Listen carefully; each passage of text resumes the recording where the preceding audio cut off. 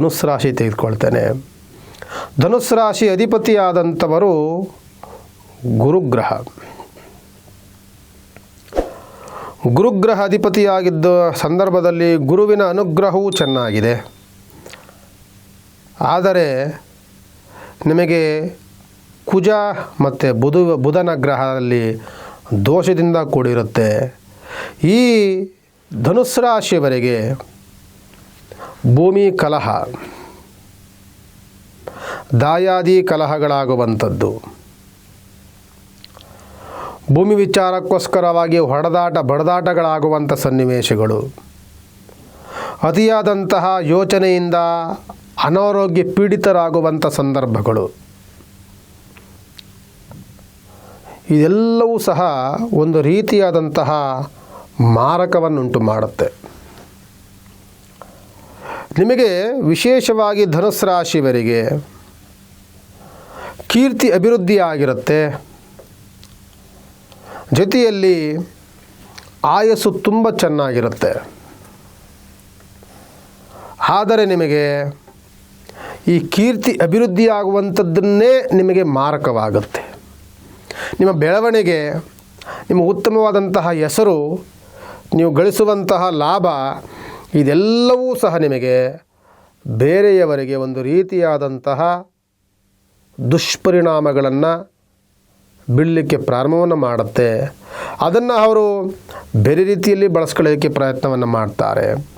ಆದ್ದರಿಂದ ಭಾಳ ಎಚ್ಚರಿಕೆಯನ್ನು ವಹಿಸಬೇಕಾಗ್ತದೆ. ಧನುಸ್ಸು ರಾಶಿಯವರು ಕಲಹಗಳು ಜಾಸ್ತಿ ಆಗುತ್ತೆ.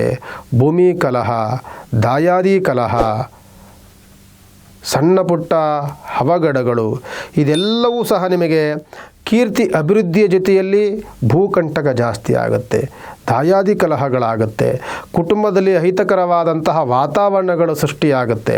ಇದರ ಬಗ್ಗೆ ಜಾಗ್ರತೆಯನ್ನು ವಹಿಸಬೇಕಾಗ್ತದೆ. ಇಲ್ಲವಾದಲ್ಲಿ ಸಣ್ಣ ಸಣ್ಣ ವಿಚಾರಗಳು ಸಹ ನಿಮಗೆ ತೊಂದರೆ ತಾಪತ್ರೆಗಳು. ನಾನು ಹೆಚ್ಚಿನದಾಗಿ ಒತ್ತಿ ಹೇಳುವಂಥದ್ದು ಏನು ಅಂತ ಅಂದರೆ, ಭೂಮಿಯಲ್ಲಿ ಮೋಸ ಹೋಗ್ತೀರಿ, ಅದನ್ನು ಜಾಗ್ರತೆಯನ್ನು ವಹಿಸಿ. ದಾಯಾದಿ ಕಲಹಗಳನ್ನು ಮಾಡ್ಕೊಳ್ತೀರಿ, ಭೂಮಿ ವಿಚಾರಕ್ಕಾಗಿ ಕುಟುಂಬದಲ್ಲಿ ತೊಂದರೆ ತಾಪತ್ರೆಗಳನ್ನು ಮಾಡ್ಕೊಳ್ತೀರಿ, ಆರೋಗ್ಯದಲ್ಲಿ ವ್ಯತ್ಯಾಸಗಳನ್ನು ಮಾಡ್ಕೊಳ್ತೀರಿ. ಆರೋಗ್ಯ ನಿಮಗೆ ಸ್ಪಂದಿಸೋದಿಲ್ಲ. ಒಂದು ದಿನ ಬಿಟ್ಟರೆ ಇವತ್ತಿದ್ದಂತಹ ವಾತಾವರಣ ನಾಳೆಕ್ಕಿರೋದಿಲ್ಲ, ನಾಳೆ ಇದ್ದಂತಹ ಹೆಲ್ತು ನಾಡ್ದಿರೋದಿಲ್ಲ. ಆ ರೀತಿಯ ವಾತಾವರಣಗಳನ್ನು, ಬೇರೆ ಬೇರೆ ರೀತಿಯಂಥ ವಾತಾವರಣಗಳನ್ನು ಸೃಷ್ಟಿ ಮಾಡುತ್ತೆ. ಆದರೆ ನಿಮಗೆ ಗುರುವಿನ ಬಲ ತುಂಬ ಚೆನ್ನಾಗಿದೆ, ಗುರುವಿನ ಬಲದ ಇದೆ ಅಂತ ಅಂದ್ಬಿಟ್ಟು ನಮಗೆಲ್ಲ ವ್ಯವಹಾರಗಳು ಆಗ್ತಿದೆ, ಏನೋ ಒಂದು ಮಾಡಿಬಿಡ್ಬೋದು ಅಂತ ಹೋದರೆ ನಿಮಗೆ ಅಲ್ಲಿ ಕಂಟಕ ಕಾಡಿರುತ್ತೆ.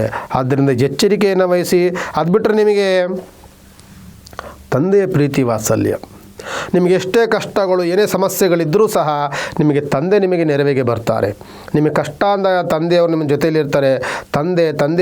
ತಂದೆಯ ರೂಪದಲ್ಲಿರುವಂಥವ್ರು ಯಾರಾದರೂ ಹಿರೀಕರು ಅಂದರೆ ನಿಮ್ಮ ಹೆಣ್ಣು ಕೊಟ್ಟು ಮಾವ ಇರ್ಬೋದು, ತಂದೆ ಆಗಿರ್ಬೋದು, ತಂದೆಯ ರೂಪದಲ್ಲಿರುವಂಥವ್ರು ದೊಡ್ಡಪ್ಪ ಚಿಕ್ಕಪ್ಪ ಅಂಥವ್ರು ಯಾರಾದರೂ ನಿಮ್ಮ ಕಷ್ಟಗಳು ಅಂತ ಅಂದಾಗ ನಿಮಗೆ ಸಹಯೋಗ ಮಾಡಲಿಕ್ಕೆ, ನಿಮಗೆ ಒಂದು ರೀತಿಯ ಸಪೋರ್ಟ್ ಕೊಡಲಿಕ್ಕೆ ಅವರೆಲ್ಲರೂ ಸಹ ಇರ್ತಾರೆ.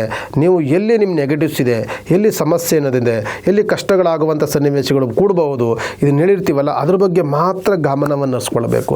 ಈಗ ದೋಷದಲ್ಲಿರುವಂತಹ ಗ್ರಹ ಯಾವುದು ಅಂತ ಅಂದರೆ ನಿಮಗೆ ಬುಧ ಅಂಡ್ ಕುಜಗ್ರಹ ಇದೆಯಲ್ಲ, ಇದಕ್ಕೆ ಸಂಬಂಧಪಟ್ಟಂಥದ್ದು.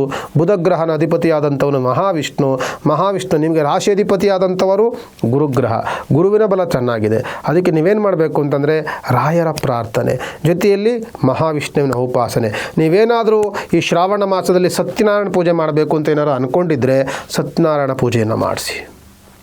ಇಲ್ಲ ರಾಯರ ಒಂದು ದೇವಸ್ಥಾನಕ್ಕೆ ಹೋಗಬೇಕು ಅಂದರೆ ರಾಯರಿಗೆ ಹೋಗಿ ಬನ್ನಿ. ಇಲ್ಲ ಏನಾದರೂ ಒಂದು ಪೂಜೆ ಪುನಸ್ಕಾರಾದಿಗಳನ್ನು ಮಾಡಬೇಕು ಅಂದ್ಕೊಂಡಿದ್ರೆ ಅದನ್ನು ಪೂಜೆ ಪುನಸ್ಕಾರಗಳಲ್ಲಿ ಭಾಗವಹಿಸಿ ನಿಮಗಾಗುವಂಥ ಕಷ್ಟಗಳು, ನಷ್ಟಗಳು, ಸಮಸ್ಯೆಗಳಿಂದ ನೀವು ಪರಿಹಾರ ಮಾಡಲಿಕ್ಕೆ ಉತ್ತಮವಾದಂಥ ಬೆಳವಣಿಗೆ ಆಗುತ್ತೆ ಅಂತ ಹೇಳ್ತಾ ವಿಶೇಷವಾದಂಥ ಸಂಚಿಕೆ ಈ ದಿನ ಆಗಿತ್ತು. ಇದು ಧನುಸ್ಸು ರಾಶಿಯ ರಾಶಿ ಭವಿಷ್ಯ ಆಗಿತ್ತು. ಮುಂದಿನ ಮಾಸ ಭವಿಷ್ಯದಲ್ಲಿ ಮತ್ತೆ ಭೇಟಿ ಮಾಡ್ತಾನೆ. ನಮಸ್ಕಾರ.